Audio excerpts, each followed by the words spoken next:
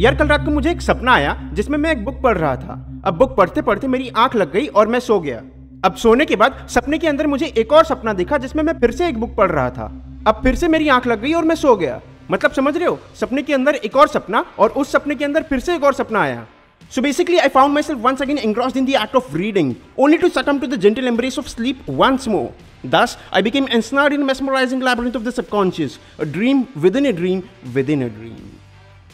अब समझ रहे हो ना मैं क्या बोल रहा हूँ? लेकिन सुन के अच्छा लगा। Exactly. जिस डायरेक्टर की हम आज बात करने वाले हैं उनके साथ भी यही हाल है। उनकी फिल्में हमें समझ में आए ना आए लेकिन पसंद पहले आ जाती हैं।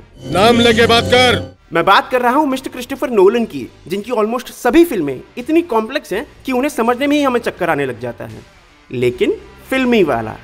Lights, camera and action. M&M Spotlight presents चक्कर फिल्मी है।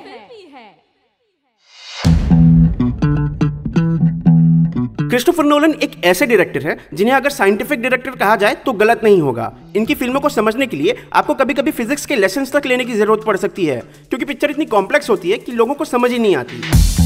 वो फिल्म की कहानी लिखते तो हैं एक लीनियर फॉर्मेट में, लेकिन उसे प्रेजेंट करते हैं एक नॉन लीनियर फॉर्मेट में। और जब पिक्चर लोगों को समझ में ना आए तो उसके बारे में वो कहते हैं कि आपको फिल्म का हर एक एस्पेक्ट समझने की जरूरत नहीं है, बस फिल्म के फ्लो के साथ चलते रहिए और जो समझने वाले जरूरी हिस्से हैं उन पर ध्यान दीजिए। That's the key. ये बड़ी अच्छी बात कही आप, है ना?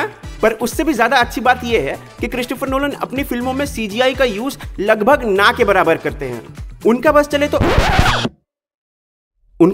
मतलब क्या, उनका ही तो बस चल रहा है, इसलिए वो कभी एक पूरी की पूरी ट्रेलर वैन को ही फ्लिप कर देते हैं, एक होटल का पूरा रोटेटिंग कॉरिडोर खुद से बिल्ड कर लेते हैं और अपने एक्टर्स को एक एक्चुअल प्लेन से भी लटका देते हैं।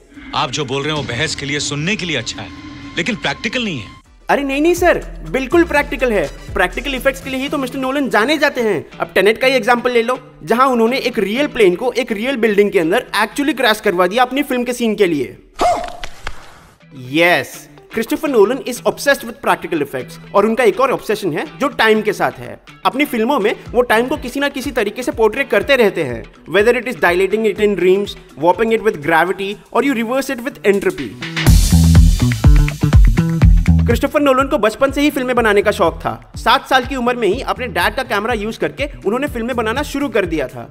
11 साल की उम्र में ही उन्होंने फिल्म मेकिंग को एज अ प्रोफेशन चूज कर लिया था। अपने छोटे भाई के साथ उन्होंने कई सारी फिल्में लिखी हैं जो आगे चलकर एकेडमी अवार्ड्स और गोल्डन ग्लोब अवार्ड्स में बतौर बेस्ट स्क्रीन प्ले नॉमिनेट भी हुई हैं।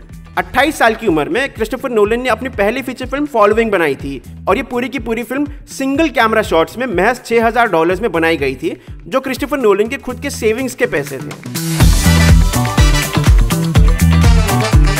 वैसे मिस्टर नोलन के काम के बारे में अगर हम डिटेल में बात करें तो ये एपिसोड छोटा पड़ जाएगा। उन्होंने फॉलोइंग से भी पहले डूडलबर्ग नाम से एक शॉर्ट फिल्म भी बनाई थी और तब से लेकर अब तक उन्होंने कई सारी फीचर फिल्म्स बनाई हैं।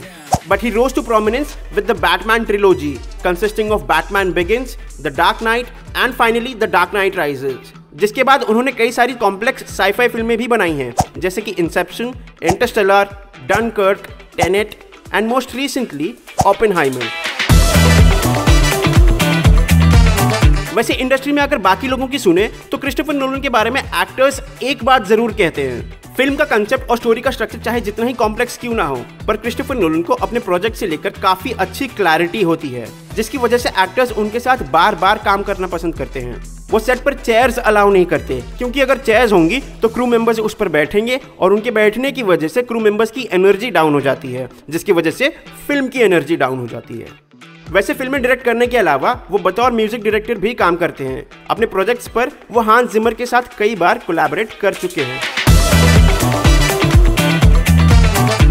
वैसे क्रिस्टोफर नोलन का एक माइडास टच वाला साइड भी है। उनके अंडर काम करने वाले कुछ क्रू मेंबर्स आज खुद फिल्म मेकर्स बन चुके हैं। डेविड एस गोयर, जिन्होंने क्रिस्टोफर नोलन के साथ मिलकर कुछ फिल्में उनके साथ में ही लिखी थी और उन्होंने आगे चलकर ब्लेड ट्रिनिटी और द अनबॉर्न जैसी फिल्में बनाई हैं। इसके अलावा वॉली फाइस्टर, मिस्टर नोलन के लॉन्ग टाइम सिनेमेटोग्राफर, ने 2014 में ट्रांसेंडेंस नाम की फिल्म डायरेक्ट की थी। क्रिस्टोफर नोलन के अंडर काम करते करते लोग बहुत कुछ सीखते हैं और उम्मीद है कि आपने भी इस एपिसोड से कुछ सीखा ही होगा। फिलहाल आज के लिए इतना ही। I'll be back with another interesting episode, but till then, see you soon.